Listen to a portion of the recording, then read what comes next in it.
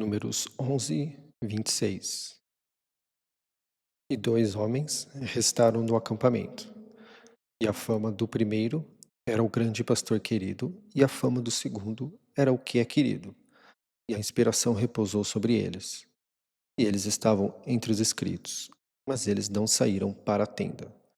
E eles motivaram no acampamento. Agora aqui, eu traduzo a palavra nome como fama, por conta de que no português nós não usamos da mesma forma essa palavra, porque a palavra nome no português, ela é simplesmente uma combinação de sons que usa-se para se referir a algo. E a palavra fama, ela é duas coisas. Ela é tanto a fama, né, quanto uma combinação de som para se referir a algo. Porque tem uma função por trás do nome. Eles são palavras do dia a dia, tanto no hebraico quanto no grego, usa-se esse quesito de fama. E como que eu posso dizer isso? Anteriormente, eu falei sobre um versículo do Novo Testamento que está escrito, né? E o nome dele será Emanuel. No português está traduzido dessa forma, mas eu falo que é incorreto, que o versículo, na verdade, é: e a fama dele será o Salvador conosco, porque Emanuel significa Salvador conosco, Deus conosco. Então, nós podemos ver que quando esse conceito veio para o português de nome e de fama, ele não veio de uma forma fiel. Então, por isso, a palavra nome, onde você vê ela nas traduções tradicionais, ela é equivalente à palavra fama no português. Então, por exemplo, quando dizem, né, exaltar o nome de Jesus, né? Quando você traduz, né, que Jesus se traduz para salvação e nome se traduz para fama, você muda para exaltar a fama de salvação. E quando você lê isso dessa forma, você tem um encaixe duplo, tanto porque você continua se referindo a Jesus, mas você exalta também a fama dele de que ele é salvação. Inspiração é a minha tradução da palavra espírito, né? Porque no Antigo Testamento era Ruá, no Novo Testamento era Pneuma, e depois os romanos traduziram para o latim, que é espírito. Então, essa palavra, ela sempre foi traduzida. Então, não faz sentido nós deixarmos ela na base do latim, tá? Nós falamos português. Então, quando você traduz, é isso. No grego, é a mesma palavra da onde nós tiramos a palavra pneu, tá? A palavra pneu, ela vem de pneuma, é P-N-E-U-M-A, como se fosse assim, o P é mudo. Então fica pneuma. É dali que veio, né? Então, o pneu, o que acontece? Tem uma inspiração de ar nele, tá? E o que que é a inspiração? A inspiração pura, né? Você respira e você sente aquilo, né? Isso é muito daquele momento de oração que você vê as pessoas entrando, que às vezes, né, nós chegamos a chorar e a ter momentos grandiosos de, de completude diante do Salvador. E aqui, motivaram. Motivaram é, na minha opinião, a verdadeira tradução da palavra profetizaram, tá? Porque por conta do que o grego nos dá e do que o hebraico nos dá, o hebraico dá alguma coisa no sentido de algo que dá um impulso. E o grego usa-se isso tanto para, no sentido de consolar, quanto de, por exemplo, falar antes. Então, o que dá-se a entender é que o ponto de vista do grego é o que ocorre no sentido físico, mas o propósito, quando você mistura o conceito da raiz que o hebraico dá com o grego dá, você tem o motivaram, tá? Porque você está dando um impulso, mas ou falando antes, né? Porque eles falam que profetizar é você falar algo que vai acontecer antes de acontecer, pode até ser. E no grego tem lugar que literalmente fica dessa forma, falar antes, dizer antes. E também, só que no grego também eles usam a palavra consolar. Então, quando você motiva algo que dá um impulso, e o propósito tanto é consolar quanto falar antes, o que que você tem? Motivar. Tá? Porque falar de algo que vai acontecer é uma forma de você motivar as pessoas a buscarem salvação, tá? Você consolar a pessoa é uma forma de você motivar ela a ir para frente. Você dá esse impulso para ela, que é diante do que o hebraico dá. Então, na minha opinião, a melhor tradução para a palavra profetizar é, na verdade, motivar. E aí, quando você vai fazer referência, por exemplo, falsos profetas, são pessoas que motivam as pessoas de uma forma falsa, ao meu ver, de uma forma que não induzem elas à salvação. Um motivamento vazio, né? Porque que, o que realmente preenche da completude é salvação. 27. E um jovem correu e informou ao tirado, e disse: o grande pastor querido e o que é querido estão motivando no acampamento. E o salvação salva aqui, ó. Esse aqui é Yehoshua.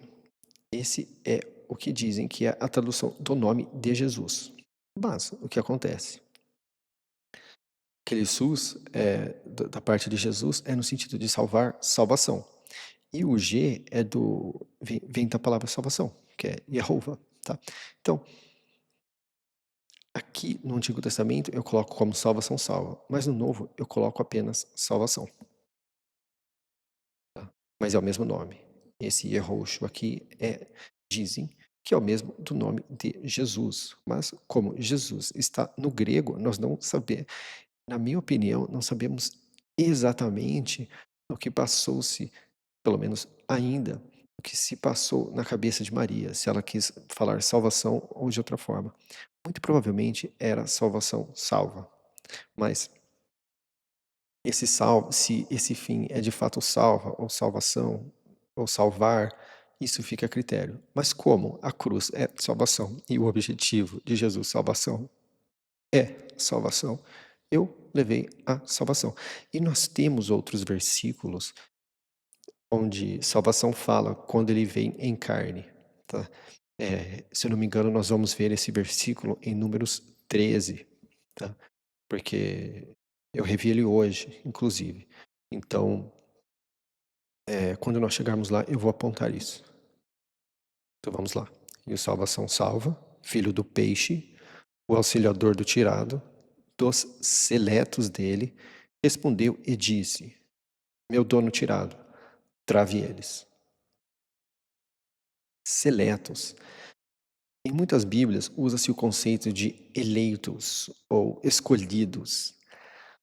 Mas o problema de usar eleitos ou escolhidos fica parecendo que o Salvador Salvação escolhe as pessoas de forma aleatória. E não é isso como ele faz, tá? É como se fosse a seleção brasileira de futebol. São escolhidas pessoas entre os melhores, tá? Não não do ponto de vista exatamente de alguma habilidade aqui, mas nesse sentido, muito provavelmente, as pessoas que mais buscam a salvação de coração, tá? Então, esse é o seletos. E é por isso que é importante, mais importante, usar a palavra seletos do que escolhidos, porque dá-se a entender que é algo que foi selecionado. Assim como você vai no mercado e seleciona frutas de acordo com o que você quer, da mesma forma, essas pessoas são selecionadas. E o tirado disse a ele: você está com ciúmes por mim? Quem vai pôr todo o povo de salvação como motivadores? Que salvação ponha a inspiração dele sobre eles. E aqui, ó, o versículo encaixa, tá? Porque eles são motivadores sob inspiração. Então, nós vemos que a palavra motivador e a palavra inspiração, elas estão conectando, tá? Porque senão fica aqui assim, fica com menos sentido usar quem vai pôr todo o povo do Senhor como profetas, que salvação ponha o Espírito dele sobre eles. Isso é o que estaria mais ou menos nas traduções tradicionais, mas quando você chama ele de salvação, fica. E faz as outras alterações, Quem vai pôr todo o povo de salvação como motivadores? Que salvação ponha a inspiração dele sobre eles. 30. E o tirado foi ajuntado para o acampamento. Ele e os velhos do persistiu com o grande pastor. Tirado é Moisés. Ele tem esse nome porque ele foi tirado da água. E persistiu com o grande pastor é Israel. Persistiu com o grande pastor é o segundo nome de Israel. O primeiro nome dele foi Jacó. Segura calcanhar. Inclusive, tem um versículo que, o versículo antes, chama ele de segura calcanhar. E o versículo seguinte chama ele de persistir com o grande pastor, que é quando ele vê que José ainda está vivo. Tá? E então o que dá-se a entender, e em seguida, nesse versículo que eu estou me referindo, em Gênesis, o que dá-se a entender é que ele recebeu inspiração diante daquilo tudo, tá? Porque está escrito, e ele teve vida, né? Então, na minha opinião, quando você entende esse versículo, ele se torna mais bonito ainda. 31. E uma inspiração se deslocou da parte de salvação e varreu codornas do mar e as deixou sobre o acampamento, como o caminho de um dia para cá e como o caminho de um dia para lá, ao redor do acampamento, e a cerca de 2 antebraços sobre a frente da terra. E aqui tem uma coisa interessante também, né? Esse versículo antes do 30, que eu deixei de comentar aqui. No Novo Testamento, nós temos uma história parecida, onde homens estão, né, falando em nome de Jesus, salvação. E chegam apóstolos e querem derrubar raio neles, né, que são os irmãos de trovão, né, que se chamam, né, que é João. Então é interessante como isso aqui, em Números 11, né? Sim, Números 11 e 27, acontece de forma igual no Novo Testamento. 32. E o povo se levantou todo aquele dia, e toda a noite, e todo o dia do amanhã, e eles ajuntaram as codornas. Aquele que diminuiu ajuntou 10 montes, e eles as espalharam para si mesmos, aos arredores do acampamento. A carne ainda estava entre os dentes deles, antes de ser decepada, e o nariz de salvação esquentou contra o povo. E salvação golpeou o povo com um golpe muito grande.